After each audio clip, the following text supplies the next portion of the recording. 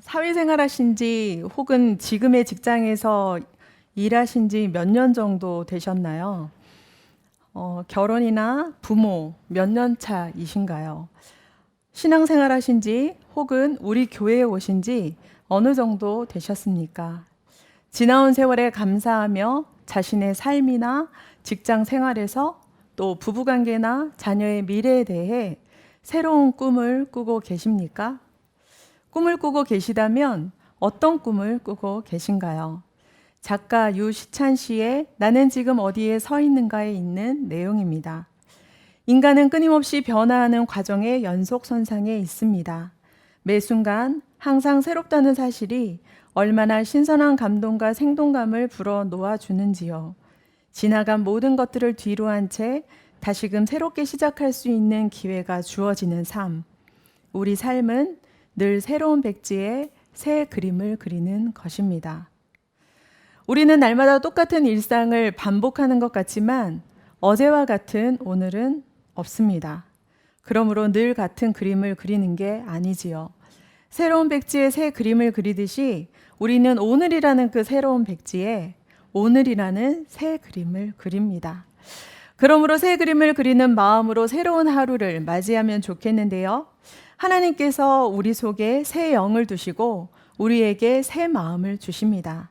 왜냐하면 부부의 연차가 쌓이고 직장 생활 연차가 높아지며 연륜이 쌓이면 쌓일수록 우리의 마음이 너무나 굳어지기 쉽다는 걸 아시기 때문입니다. 그 굳어진 마음을 제거하고자 날마다 새 영을 두십니다. 부드러운 마음을 갖게 하시려고 새 마음을 주십니다. 오늘 본문은 포도원 품꾼 비유인데요. 여러분은 몇 시에 포도원에 들어가셨나요? 가정이라는 포도원, 직장이라는 포도원에 들어가신 지 몇 년이 되셨습니까?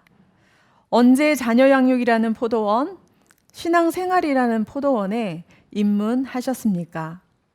학번이나 졸업 기수를 얘기하고 입사 연도나 연차를 얘기하는 사회와 마찬가지로 직분받은 연차를 계수하는 교회가 별반 다르지 않은 것 같습니다. 포도원 품꾼 비유를 통하여 우리 각자가 들어오게 된 그 포도원에서 우리가 무엇을 기억하며 살아야 하는지, 또 어떤 마음가짐으로 살아야 하는지 살펴보고자 합니다. 이 포도원 품꾼은 마태복음에만 등장을 하는데요. 예수님께서 부자 청년과 대화를 나누시지요. 그 대화와 그 이후에 이제 베드로가 어떻게 반응했는지에 대해서 파생된 본문이라 할 수 있는데요. 예수님께서 말씀하셨잖아요. 전 재산을 팔아서 가난한 자들에게 모두 준 후에 나를 따르라 말씀하셨죠. 그러자 청년은 재물이 많았기 때문에 근심하며 돌아갔다 성경은 이야기합니다. 부자는 천국에 들어가기가 어렵다 예수님께서 말씀하시자 모든 것을 버리고 주를 따른 제자들, 그 중에 특별히 이 베드로가 예수님께 질문을 하는 거죠. 내심 보상을 기대하며 무엇을 얻을 수 있습니까? 질문합니다. 그러자 예수님께서는 예수님의 이름을 위하여 무언가를 버린 사람이 받을 그 보상과 영생을 약속하시면서 끝내신 게 아니라 먼저 된 자로서 나중되고 나중된 자로서 먼저 될 자가 많다 하시며 이 포도원 품꾼 비유를 말씀하십니다.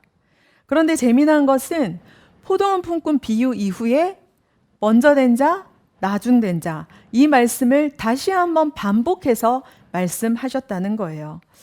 왜 예수님께서는 포도원 품꾼 비유 전후로 이 말씀을 반복해서 하신 걸까요? 포도원 품꾼 비유는 일반적인 경제 활동이나 노동관계 패턴을 설명하기 위한 본문이 아닙니다. 당시는 일자리가 많이 없는 시대로 이스라엘의 약 7, 80%가 극빈자에 해당했습니다. 그때는 이렇게 의지할 만한 경찰도 없었고요. 노동자를 보호할 만한 노조도 없었기 때문에 고용주는 자신이 가진 것을 자기 마음대로 할 수 있었습니다.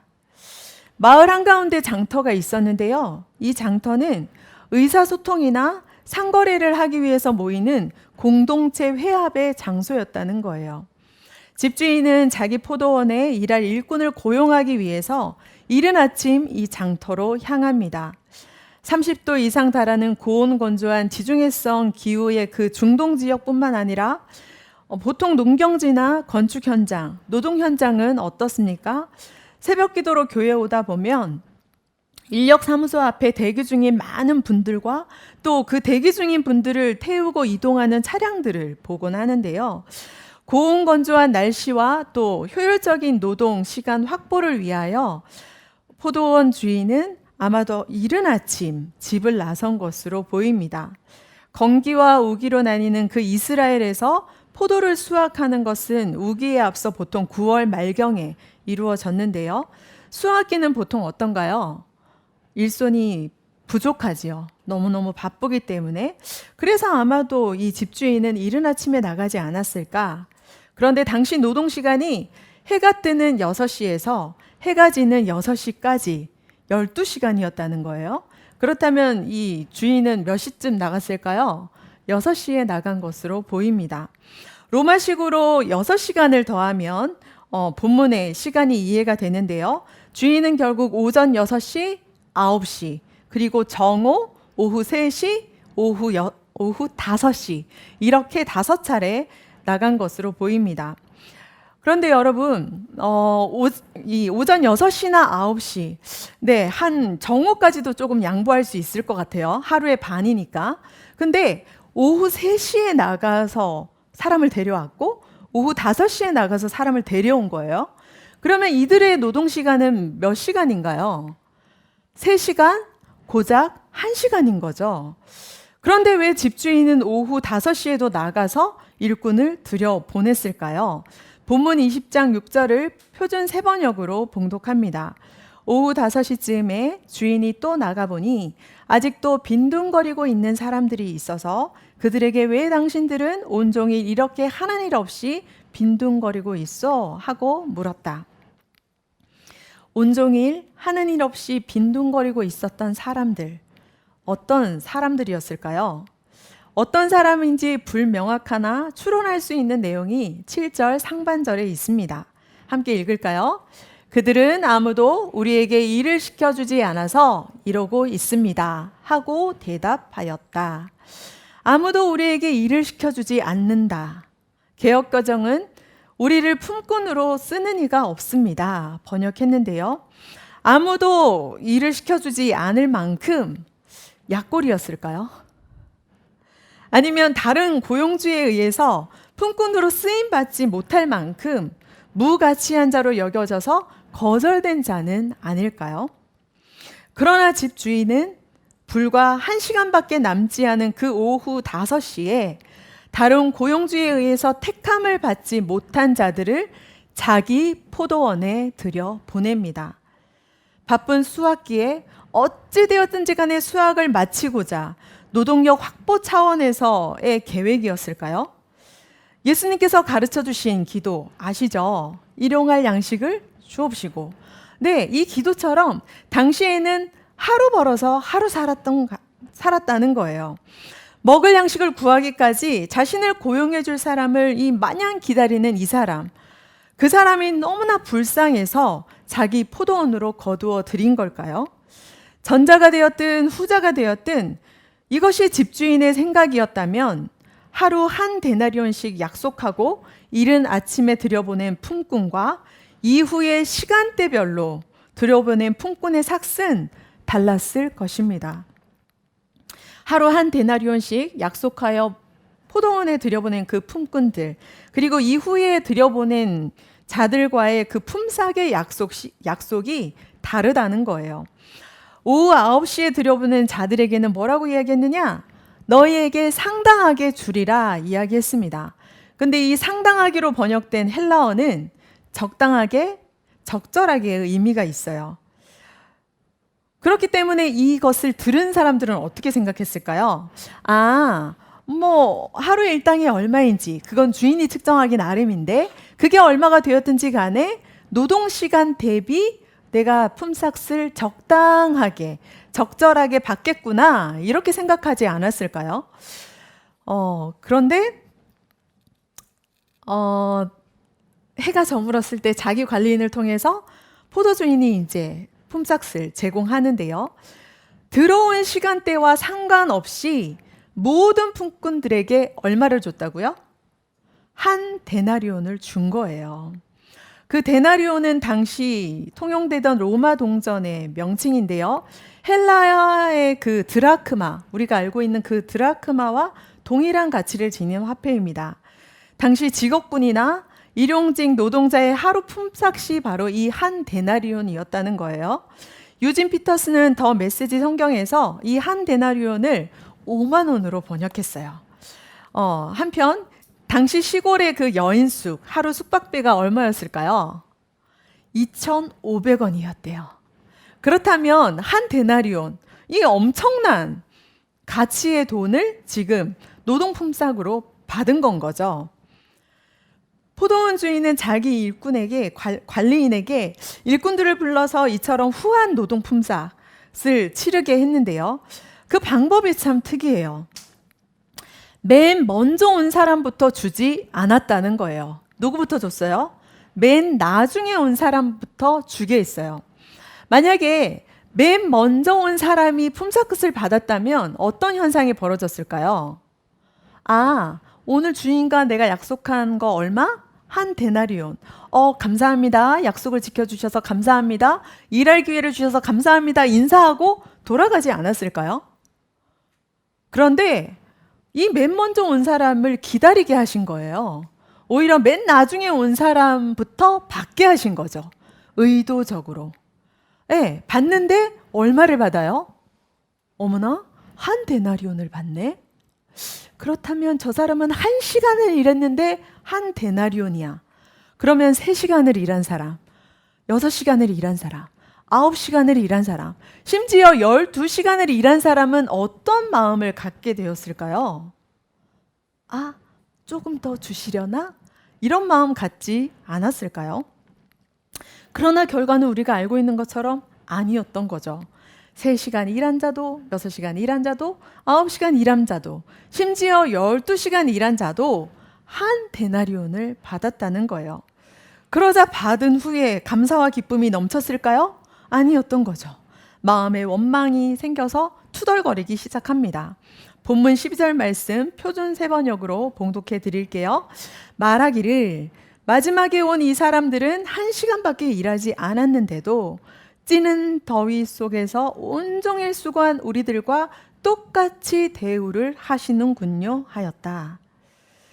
이른 아침부터의 노동으로 공정한 대우를 받는 자신과 노동 1시간으로 자격이 되지 않지만 과분한 대우를 받는 사람의 그 대조 속에서 유발되는 질투와 원망과 투덜거림, 이것은 마치 탕자의 비유에 등장하는 첫째 아들의 마음을 연상케 합니다. 세리와 죄인들을 영접하는 그 예수 그리스도 앞에서 이의를 제기한 종교 지도자들을 연상케 하지요. 한편 여러분들은 주인에 대해 어떻게 생각하십니까?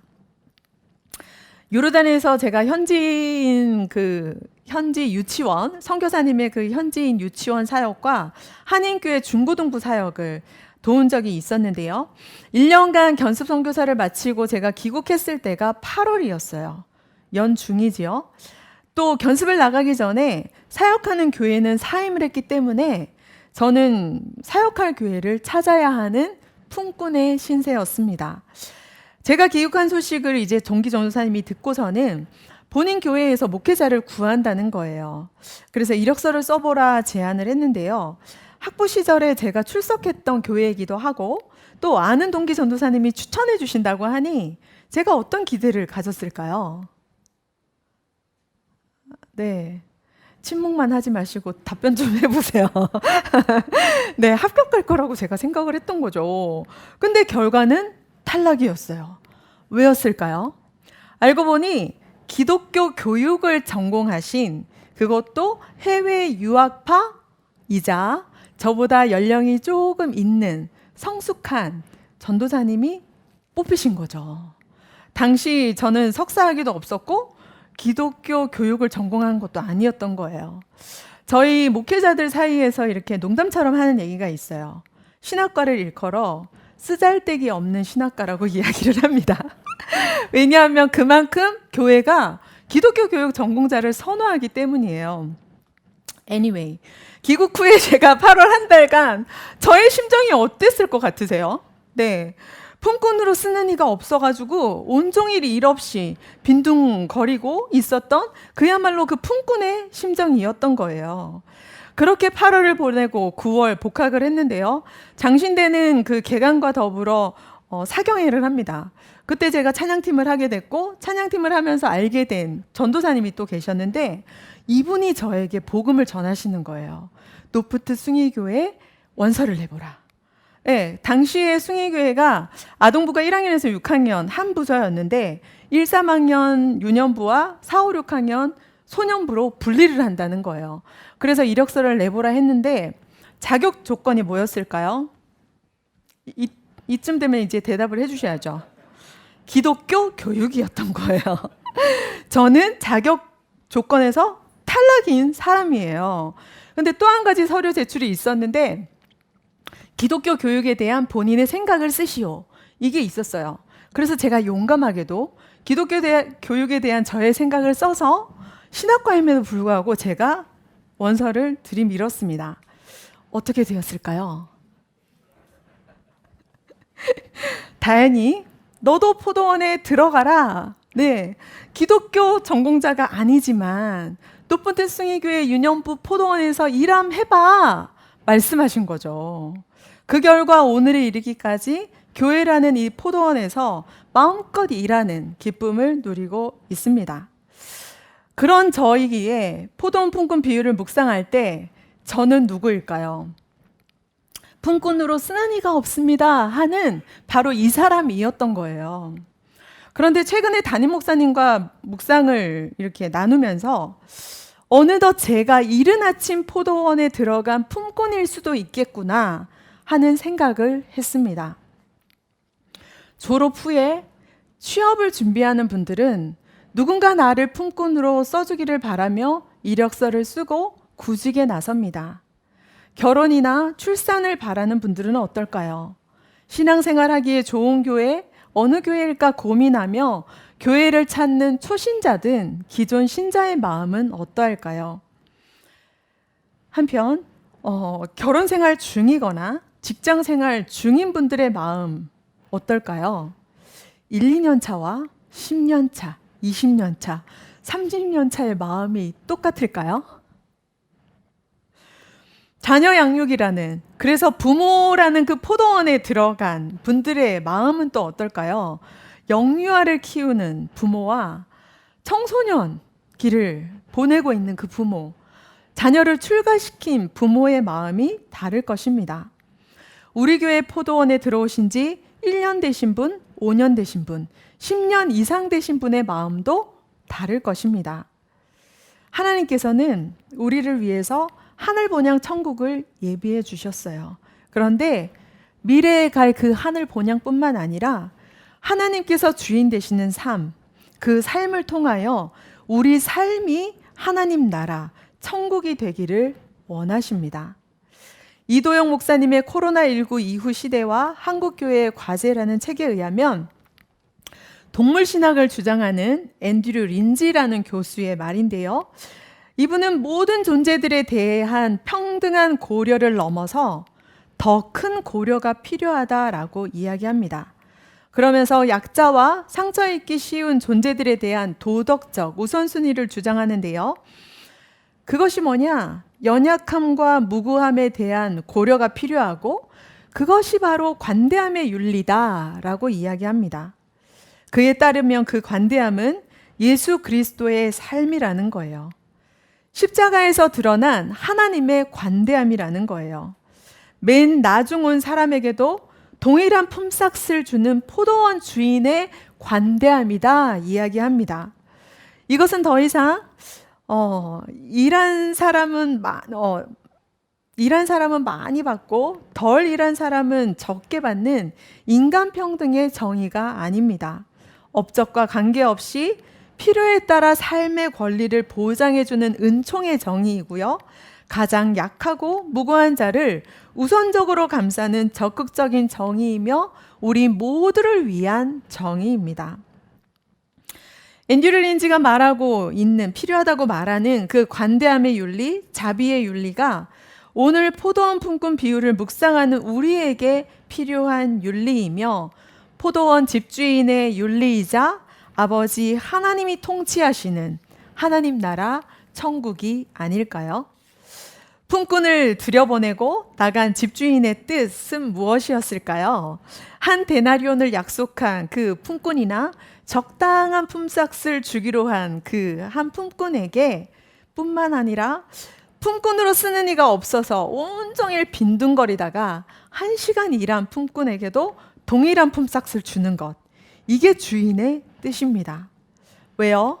왜 그렇게 집주인은 비효율적이고 비상식적이며 세상의 식과 법이 아닌 자신의 식과 법으로 품삯을 주셨을까요?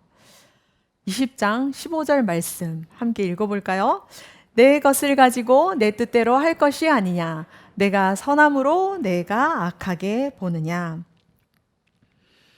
집 주인이신 하나님께서 자신의 것을 가지고 자신의 뜻대로 하시는 것에 대해 품꾼된 우리는 뭐라고 말할 수 없습니다.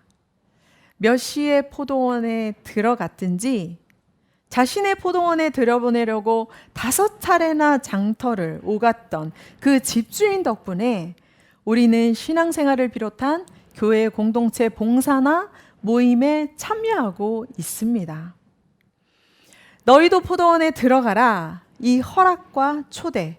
이것 때문에 가정생활을 비롯한 자녀 양육을, 학업을 비롯한 직장생활을 하고 있음을 기억하십시오. 생산성이 떨어지는 일일 노동자를 고용하는 그 행위는 포도 수확을 위한 것이 아니었습니다. 그 품꾼들에게 일자리를 주기 위한 것이요, 가난한 자들에 대한 동정으로 가득 찬 인정 많은 그 주인의 행동으로 이해될 수 있습니다.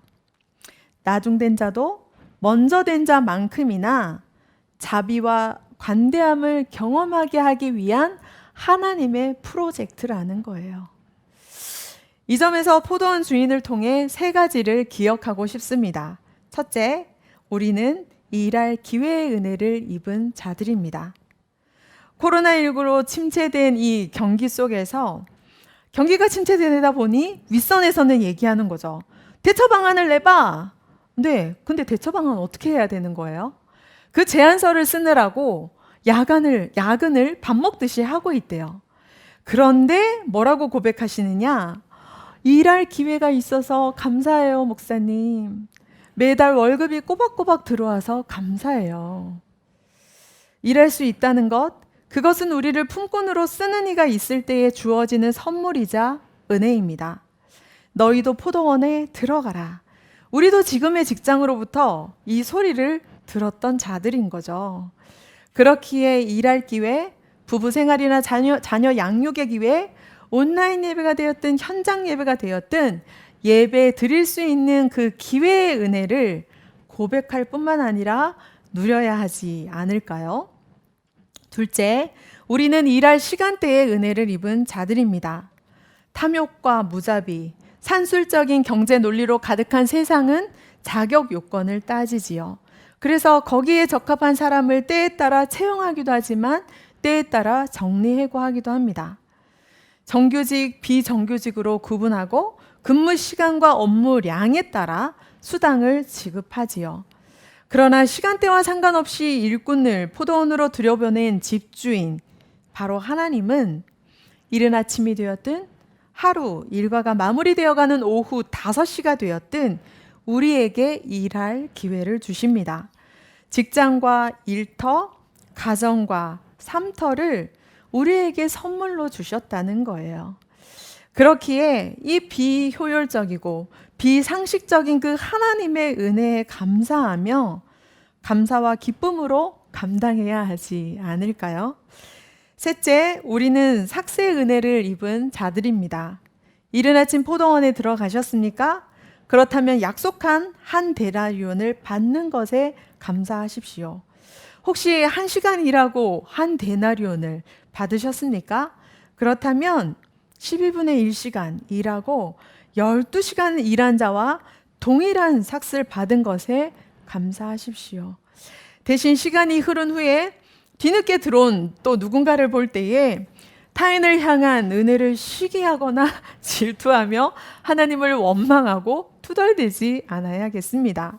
왜냐하면 나 또한 하나님의 자비와 간대함, 완전한 사랑을 이미 받은 자이기 때문입니다. 온라인이 되었든 현장 예배가 되었든 하나님께 예배 드릴 수 있게 된 이유는 무엇입니까? 완전하신 하나님 앞에 죄 많은 우리가 나아갈 수 있는 이유는 누구 때문입니까? 비대면의 상황 가운데 안일해지고 나태해지는 그런 나의 신앙심 때문이 아니라는 거예요. 자격 없는, 그렇기 때문에 내 힘이 아닌 포도원으로 들여보내려고 이른 아침 집 나간 주인 때문임을 기억하십시오. 오직 예수님의 보혈 때문임을 기억하십시오. 그러므로 우리는 여전히 부족하지만 우리를 부르신 하나님의 사랑, 하나님의 관대함을 힘입어 오늘도 주의 보좌로 나아왔습니다. 앤드류 린지가 말한 하나님의 관대함과 자비, 돌봄과 완전한 사랑, 이것을 힘입어 비대면의 상황 속에서도 주 앞에 나온 것입니다. 천국 구원의 문제가 되었든 상급의 문제가 되었든 하나님의 기준과 판단에 의해서만 결정됨을 기억합시다. 그러므로 구원과 상급, 이것은 빈부귀천 혹은 인간의 노력에 의해 이루어지는 것이 아니라 전적으로 하나님의 주권과 은혜에 의해 주어지는 것임을 기억해야겠습니다. 우리 역시 자격과 조건 없이 부른 받았음을 시인하시지요. 네, 하나님의 은혜와 자비로 부름 받았음을 기억하기 원합니다. 더 오래 믿고 더 많은 봉사를 한다는 이유로 나중에 믿은 사람들보다 특별한 대접을 기대했다가 실망하지는 않으십니까? 다른 사람과 비교하지 말고 내게 주어진 일을 기쁨과 감사함으로 감당합시다. 품꾼으로 쓰는 이가 없었던 우리에게 너희도 포도원에 들어가라는 그 주인의 초대로 말미암아 영혼의 구원은 물론이요, 가정이라는 포도원, 직장이라는 포도원, 교회라는 포도원, 예배라는 포도원에 들어오게 된 우리의 과거를 기억하고 감사합시다. 코로나19 상황 속에서도 가정과 일터, 또 직장과 삶터의 그 포도원에서 하나님의 관대함과 자비, 완전한 사랑을 기억하고 누리시는 한 주간 되시기를 간절히 축원합니다.